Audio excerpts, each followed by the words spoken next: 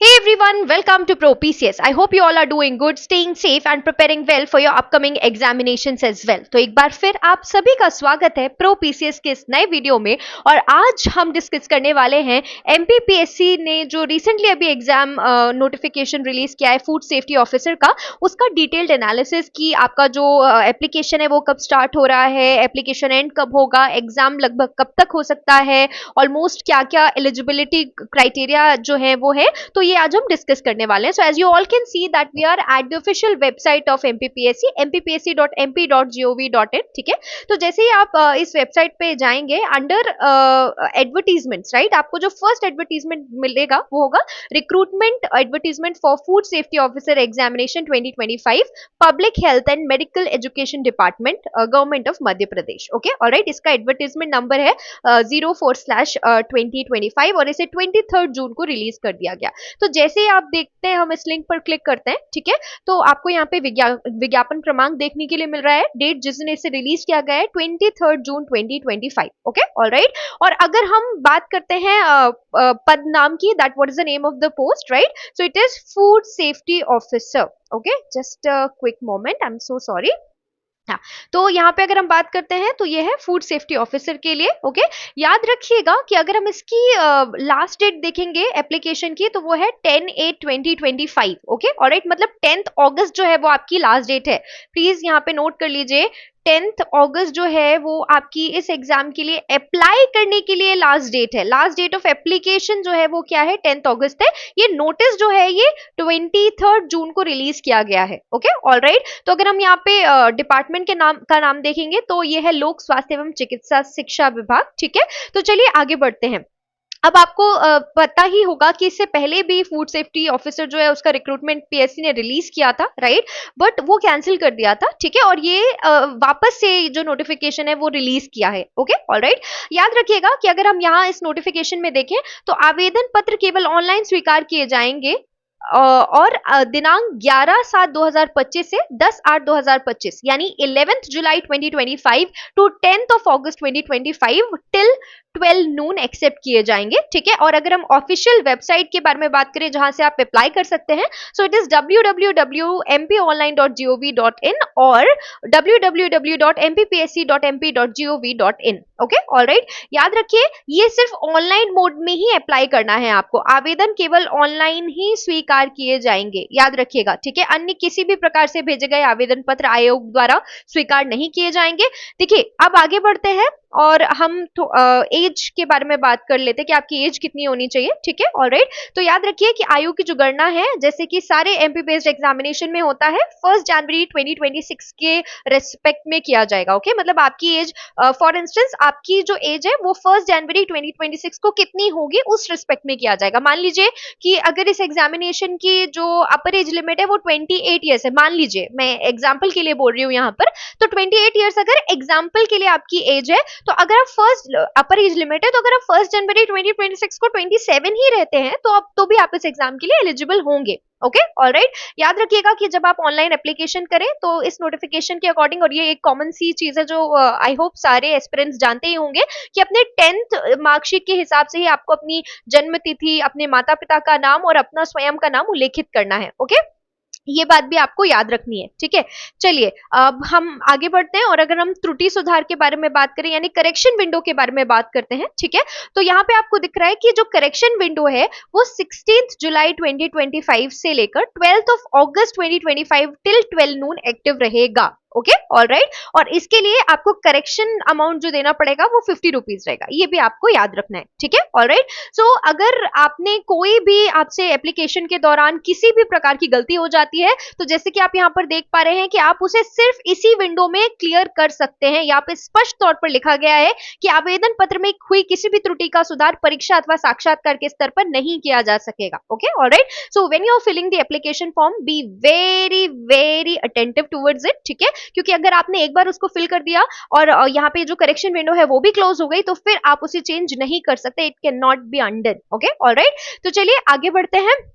And अगर हम educational qualification के बारे में बात करें या शैक्षणिक अर्हता के बारे में बात करें, तो जैसे कि आप यहाँ पर देख पा रहे हैं, किसी मान्यता प्राप्त विश्वविद्यालय से खाद्य प्रौद्योगिकी, ओके, फूड टेक्नोलॉजी या डेयरी या जैव प्रौद्योगिकी या तेल प्रौद्योगिकी या कृषि विज्ञान या पशु चिकित्सा विज्ञान या जैव रसायन विज्ञान या सूक्ष्म जीव विज्ञान या रसायन विज्ञान या मेडिसिन में स्नातक या स्नातकोत्तर या डॉक्टरेट उपाधि या केंद्रीय सरकार के पूर्व अनुमोदन से खाद्य प्राधिकरण द्वारा अधिसूचित कोई अन्य समतुल्य मान्यता प्राप्त अर्हता। तो हम इसे थोड़ा सिंपल वर्ड्स में समझने की कोशिश करते हैं। If you are someone who has done food technology, dairy technology और बायोटेक्नोलॉजी और एग्रीकल्चरल साइंसेस, ओके, या आपने वेटनरी साइंसेस किए हुए हैं, या आप बायोकेमिस्ट्री से ग्रेजुएटेड हैं, या आप माइक्रोबायोलॉजी से ग्रेजुएटेड हैं, या आप केमिस्ट्री से ग्रेजुएटेड हैं, या फिर आपने मेडिसिन में ग्रेजुएट किया है, ओके, या तो पोस्ट ग्रेजुएशन किया है, या आपके पास पीएचडी है, डॉक्टरेट उपाधि है, okay, alright, then you are eligible, okay, alright. तो चलिए आगे बढ़ते हैं। अब ये जो अभी आपके पास पर्टिकुलर सब्जेक्ट्स है, उनके अलावा हम देख लेते हैं। अगर हम खाद्य तकनीकी अध्ययन के विषय के बारे में बात करें, मतलब आपने जो डॉक्टरेट उपाधि है, या आपका जो ग्रेजुएशन है, या जो आपका स्नातकोत्तर यानी पोस्ट ग्रेजुएशन, आपका यूजी पीजी और डॉक्टरेट यानी पीएचडी जो है, अगर आपने फूड टेक्नोलॉजी के अंडर की है, तो ये जो सब्जेक्ट्स हैं वो आपके होने चाहिए थे, ठीक है, ऑलराइट। इसमें साफ लिखा हुआ है, किसी मान्यता प्राप्त विश्वविद्यालय से निम्नलिखित अध्ययन के विषयों में स्नातक या स्नातकोत्तर या डॉक्टरेट की उपाधि, ठीक है। सो अगर हम फूड टेक्नोलॉजी के बारे में बात करते हैं, तो अगर आपने खाद्य इंजीनियरिंग एवं तकनीक, प्रसंस्करण एवं संरक्षण, खाद्य प्रसंस्करण तकनीक, खाद्य तकनीक एवं प्रबंधन, जैव प्रौद्योगिकी, खाद्य संयंत्र संचालन प्रबंधन, खाद्य प्रसंस्करण या खाद्य सुरक्षा और गुणवत्ता प्रबंधन या प्रक्रिया एवं खाद्य इंजीनियरिंग विषय में अपनी डिग्री की है, ये आपके सब सब्जेक्ट्स रहे होंगे फूड टेक्नोलॉजी के under, then you are eligible for this particular examination, okay. और अगर हम एग्रीकल्चरल साइंसेस के बारे में बात करते हैं, तो या तो एग्रीकल्चर, ओके, या agricultural engineering, biotechnology, dairy techniques, okay, fishery में आपने अगर किया होगा, फूड टेक्नोलॉजी में किया होगा, फूड न्यूट्रिशन में किया होगा, ओके, या हॉर्टिकल्चर में आपने किया है, then also you are eligible for this particular post, ठीक है, ऑलराइट, ये होना ही चाहिए, ठीक है, ऑलराइट। अब देखिए, अगर आपने अभी हमने देखा था कि अगर आपने मेडिसिन में पीजी किया है, डॉक्टरेट किया है, तो भी आप एलिजिबल हैं। So if you are bachelor of medicine and bachelor of surgery, bachelor of dental surgery, bachelor of homeopathic medicine and surgery, bachelor of Unani medicine and surgery, bachelor of Siddha medicine and surgery और Ayurvedic medicine and surgery, और bachelor of Sowa Rigpa medicine and surgery, अगर आपने ये कोई भी subjects में अपना UG किया है, ओके, या ये वाली आपके पास डिग्रीज है, then you are eligible, okay, alright. और एक बात बहुत ज्यादा यहाँ पे इंपॉर्टेंट है, जो मैं चाहती हूँ कि आप जिस पर फोकस करें, क्योंकि होता क्या है ना, कि हम जब तक एग्जाम को देखिए, किसी भी जैसे ही नोटिफिकेशन आया और सिर्फ अप्लाई कर देना, ये सही तरीका नहीं होता। आप पहले उस नोटिफिकेशन को एनालाइज कीजिए। देखिए, आप एक पर्टिकुलर एग्जाम के लिए कितनी मेहनत करते हैं, राइट, हम सभी मेहनत करते हैं, जिस भी चीज के लिए हम प्रिपेयर कर रहे होते हैं उसके लिए हम बहुत मेहनत करते हैं, ठीक है, बट क्या आप मेहनत सही कर भी रहे हैं? आपका जो मेहनत है उसका डायरेक्शन सही है या नहीं, ये भी तो जानना आपके लिए बहुत ज्यादा जरूरी है, राइट। तो यहाँ पर साफ साफ लिखा गया है, स्नातक अर्हता में रसायन शास्त्र, यहाँ पे लिखा है कि अगर आप यूजी एलिजिबिलिटी में आ रहे हैं, तो जो आपका रसायन शास्त्र है, दैट इज केमिस्ट्री, ये आपका एक विषय होना चाहिए। स्नातक अर्हता में रसायन शास्त्र एक विषय के रूप में सम्मिलित होने पर अभ्यर्थी उक्त पद हेतु आवेदन करने के पात्र होंगे। इसका मतलब जब आप यूजी कर रहे होगे, तो यूजी में आपका एक सब्जेक्ट क्या होना चाहिए? केमिस्ट्री। अगर आपका सब्जेक्ट केमिस्ट्री है, तो आप एलिजिबल हो जाओगे इस पर्टिकुलर एग्जामिनेशन के लिए, ओके, ये इसमें अप्लाई करने के लिए, ओके, ऑलराइट। तो चलिए, हाँ, और एक बात, एमपीपीएससी के सारे एग्जाम्स के लिए ये रूल जो है वो फॉलो होता है, ठीक है, कि आपका रजिस्ट्रेशन होना चाहिए, एमपी एम्प्लॉयमेंट रजिस्ट्रेशन आपका जरूरी होना चाहिए, ठीक है, ऑलराइट, जिसे हम रोजगार पंजीयन कहते हैं, तो ये करवा लीजिए, ये बहुत ज्यादा जरूरी है। अगर भविष्य में भी आप एमपी बेस्ड किसी एग्जाम की तैयारी कर रहे हैं, तो ये होना आपके लिए बहुत ज्यादा जरूरी है, ठीक है, ऑलराइट। तो चलिए आगे बढ़ते हैं।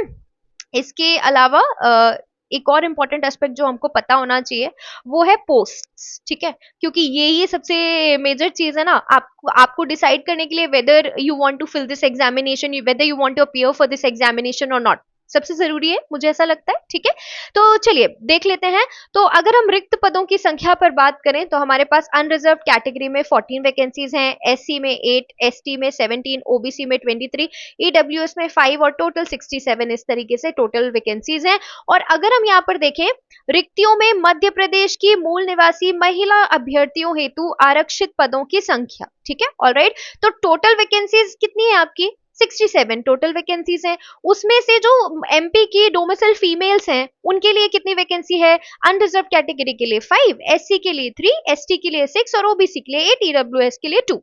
ठीक है, आउट ऑफ द 67। ओके, और देन अगेन अगर आप आर्मी ऑफिशियल रह चुके हैं, डोमिसाइल है एमपी के, तो आपके लिए भी रिजर्वेशन है। यूआर में 1, एससी में 1, एसटी में 2, ओबीसी में 2 और ईडब्ल्यूएस में 0। Okay, alright. अब अगर हम देखते हैं सो स्पेशली एबल्ड जो लोग हैं डोमिसाइल है एमपी के, उनके लिए भी आप रिजर्वेशन देख सकते हैं। एलडी के लिए 4, वीएच के लिए 0, एचएच के लिए 8 और एमडी के लिए 0। ओके, ऑलराइट, ये याद रखिएगा। चलिए आगे बढ़ते हैं। ऑलराइट, अब देखिए एक बात और हमें जानना जरूरी है। ठीक है, उपरोक्त पदों में से अनुसूचित जनजाति के 7 पद एवं पिछड़ा वर्ग के 10 पद बैकलॉग हैं, ये भी बात आपको पता होनी चाहिए। ठीक है, ऑलराइट। अब देखिए क्या लिखा है, कोई व्यक्ति जिसका खाद्य की किसी वस्तु के विनिर्माण, आयात या बिक्री में कोई वित्तीय हित ना हो, खाद्य सुरक्षा अधिकारी के रूप में नियुक्त किया जाएगा। इसका मतलब क्या होता है? इसका मतलब वो आपको एक डिस्क्लेमर दे रहे हैं that if you are involve in production, export, okay, alright, of किसी भी विशेष प्रकार के, अगर आप खाद्य वस्तु के विनिर्माण, प्रोडक्शन, मैन्युफैक्चरिंग, ओके, आयात, इंपोर्ट या बिक्री में अगर आपका कोई वित्तीय हित है तो आपका चयन इसमें नहीं किया जाएगा। ठीक है, ऑलराइट। अभी याद रखिए, आयोग द्वारा जारी मेरिट सूची ही प्रथम काउंसलिंग की चयन सूची होगी। जो प्रथम काउंसलिंग की चयन सूची है वो फर्स्ट मेरिट लिस्ट होगी। राइट, देन चयनित अभ्यर्थियों की पद स्थापना आयोग द्वारा प्रेषित मेरिट सूची प्रथम काउंसलिंग की चयन सूची के आधार पर केवल एक ही काउंसलिंग के माध्यम से की जाएगी। ये प्रक्रिया प्रथम काउंसलिंग कहलाएगी। सिर्फ एक काउंसलिंग होगी, जो फाइनल मेरिट लिस्ट आती है उसे। ठीक है, यदि प्रथम काउंसलिंग के उपरांत सभी रिक्त पदों की पूर्ति नहीं हो पाती तो ऐसे रिक्त पदों की पूर्ति आयोग द्वारा तैयार प्रतीक्षा सूची यानी कि वेटिंग लिस्ट। ठीक है, तो यहाँ पर देखिए एक काउंसलिंग होगी, आपको पता चल रहा है, राइट, एंड देन उसके बाद हमारे पास होएगा वेटिंग लिस्ट। ठीक है, ऑलराइट। तो अगर फर्स्ट काउंसलिंग से नहीं होगा तो वेटिंग लिस्ट गवर्नमेंट जो है वो प्रिपेयर करेगी, उससे होगा। और उसके अलावा केवल 2 और अतिरिक्त काउंसलिंग जो है वो की जाएंगी फर्स्ट काउंसलिंग के अलावा। Okay, alright. और इस जो ये जो मेथड है इसको द्वितीय काउंसलिंग कहा जाएगा, यानी सेकेंड काउंसलिंग कहा जाएगा। ठीक है, एंड अनदर थिंग, यदि तृतीय काउंसलिंग के उपरांत भी विभिन्न कारणों से पद जो है वो रिक्त रह जाते हैं तो ये पद आगामी भर्ती परीक्षा के माध्यम से भरे जाएंगे। यानी थर्ड काउंसलिंग के बाद भी नहीं फिल कर पा रहे हैं किसी कारणवश, तो फिर नेक्स्ट जो रिक्रूटमेंट होगा उसके थ्रू से फिल किया जाएगा।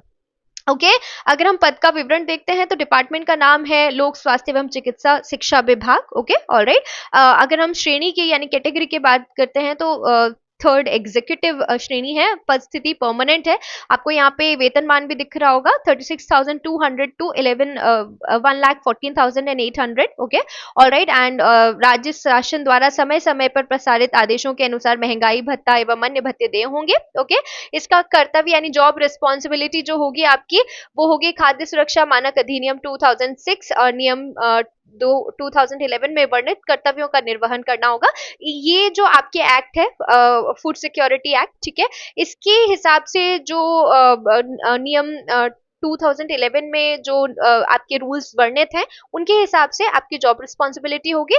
पद का नाम है फूड सेफ्टी ऑफिसर। ओके, और अगर हम इसकी अर्हता के बारे में बात करते हैं तो किसी मान्यता प्राप्त विश्वविद्यालय से खाद्य प्रौद्योगिकी, food technology, dairy technology, biotechnology, oil technology, agricultural sciences, veterinary sciences, biochemistry और माइक्रोबायोलॉजी और केमिस्ट्री और medicine, PG in medicine, UG in medicine और पीएचडी इन मेडिसिन। ठीक है, ऑलराइट, ये हम डिस्कस कर चुके हैं शैक्षणिक अर्हता को इससे पहले भी, और रोजगार पंजीयन भी हमने बात कर ली है। ठीक है, अभी यहाँ पे एज के बारे में बात कर लेते हैं जो सबसे ज्यादा जरूरी है। ठीक है, तो अगर आप देखते हैं आयु सीमा 21 वर्ष की आयु पूर्ण कर ली हो किंतु 40 वर्ष की आयु पूर्ण ना की हो, 21 to 40 ओके तो 40 वर्ष की आयु पूर्ण ना की हो, ये आप 40 के हो, आपका अभी हमने देखा था 1/1/2026 तक आप 40 के नहीं होने चाहिए। अगर आप 40 के हो गए then you are not eligible for this examination. ठीक है, पता हो, ये आपको क्लियर हो गया। ठीक है, ऑलराइट। सो अभी हमने यहाँ से समझ लिया, और जो हमने एजुकेशनल क्वालिफिकेशन है वो भी हमने डिस्कस कर लिए। ठीक है, चलिए आगे बढ़ते हैं। किसी भी प्रवर्ग में मध्य प्रदेश की मूल निवासी महिलाओं के लिए आरक्षित पद उपयुक्त महिला अभ्यर्थी के अभाव में उसी प्रवर्ग के पुरुष अभ्यर्थियों के चयन द्वारा भरे जा सकेंगे। ये कुछ बेसिक इंफॉर्मेशन है जो आपको पता है। ठीक है, ऑलराइट, चलिए आगे बढ़ते हैं। और अब यहाँ पे इंपॉर्टेंट डेट्स हैं उनके बारे में बात कर लेते हैं। ठीक है, तो इसका जो स्टार्टिंग डेट है एप्लीकेशन का वो क्या है, 11/7/2025। ठीक है, alright, 11/7/25 means 11th of July 2025 से लेकर 10th अगस्त 2025 तक आप इसका एप्लीकेशन फॉर्म जो है वो फिल कर सकते हैं। अगर हम करेक्शन विंडो की बात करें तो वो 12/8/2025 के साथ खुली रहेगी। 50 रुपीज आपको करेक्शन फीस जो है वो देनी पड़ेगी। Okay, alright. अभी आपने देखा कि प्रवेश पत्र की उपलब्धता, लिखित परीक्षा की तिथि, सफल अभ्यर्थियों हेतु मतलब डॉक्यूमेंट वेरिफिकेशन और लेट फीस वगैरह। ठीक है, और साथ में साक्षात्कार एग्जाम के बाद जो इंटरव्यू होगा उसकी तिथि जो है वो अभी घोषित नहीं की गई है, यथा समय उसे घोषित किया जाएगा अगर हम इस डॉक्यूमेंट के हिसाब से देखें तो। ठीक है, ऑलराइट। सो आई बिलीव आपको ये सारी चीजें समझ में आ गई होंगी। ठीक है, ऑलराइट। अब हम आगे बढ़ते हैं। एक और इम्पॉर्टेंट चीज जो हमको पता होनी चाहिए, ठीक है, ये देखिए यहाँ पे ना बहुत सारे एनेक्जर्स हैं। एनेक्जर्स सबसे पहले तो एज रिलैक्सेशन के बारे में है। ठीक है, ऑलराइट। उसके बाद अगर हम देखते हैं तो आपके डॉक्यूमेंट्स के बारे में है कि आपके पास डॉक्यूमेंट्स क्या क्या होने चाहिए। ठीक है, ऑलराइट।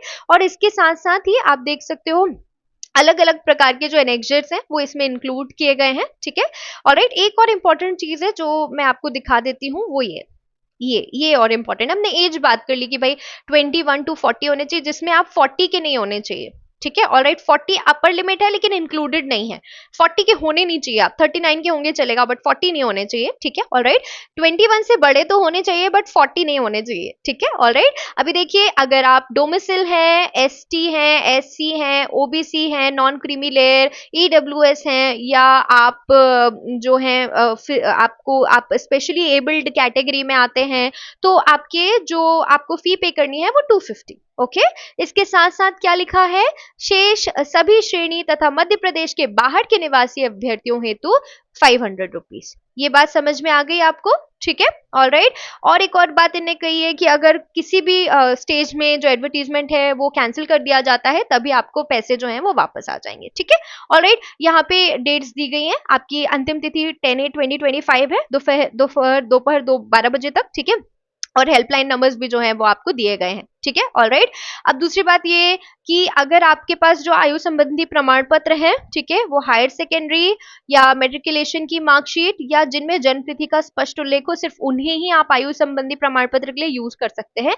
आई होप ये बात आपको पता होगी। ठीक है, ऑलराइट एवरीवन। सो इसके बाद कुछ एनेक्सर्स हैं जो ऐड किए गए हैं। ठीक है, ओएमआर का विवरण है कि कैसा होगा, कैसे आपको फिल करना पड़ेगा। ठीक है, ऑलराइट। तो हमने जो मेजर मेजर सी चीजें थी वो देख ली। ठीक है, क्या क्या मेजर सी चीजें थी, एज लिमिट 21 to 40 है, लास्ट डेट कब है, कितना आपको फी पे करना है। ठीक है, ऑब्जेक्शन करेक्शन विंडो कब होगी, एग्जाम डेट अभी बताई नहीं गई है। ठीक है, अब ये एक और इम्पोर्टेंट सी बात, सबको क्वेश्चन होता है ना कि सिलेबस क्या है मैम, इसका सिलेबस क्या है, राइट। तो अगर हम सिलेबस के बारे में बात करते हैं, it is unannounced yet. Okay, it will be announce सून लिखा है। परीक्षा योजना एवं पाठ्यक्रम यथाशीघ्र आयोग की वेबसाइट पर जारी किया जाएगा। तो जैसे ही आयोग की वेबसाइट में सिलेबस हमें देखने के लिए मिलेगा, डेफिनेटली हम भी आपके साथ शेयर करेंगे। तो मिलते हैं नेक्स्ट वीडियो में, जहां पे हम इस पर्टिकुलर परीक्षा के जो पाठ्यक्रम है या परीक्षा योजना है इसके बारे में डिस्कस करेंगे। हम इसका सिलेबस और एग्जाम स्कीम डेफिनेटली डिस्कस करेंगे। आई होप आपको ये वीडियो पसंद आया हो। इससे जुड़ी कोई भी अन्य जानकारी के लिए definitely reach back to us over the comments. And thank you so much for staying connected to pro PCS. Thank you so much for watching. Thank you so much.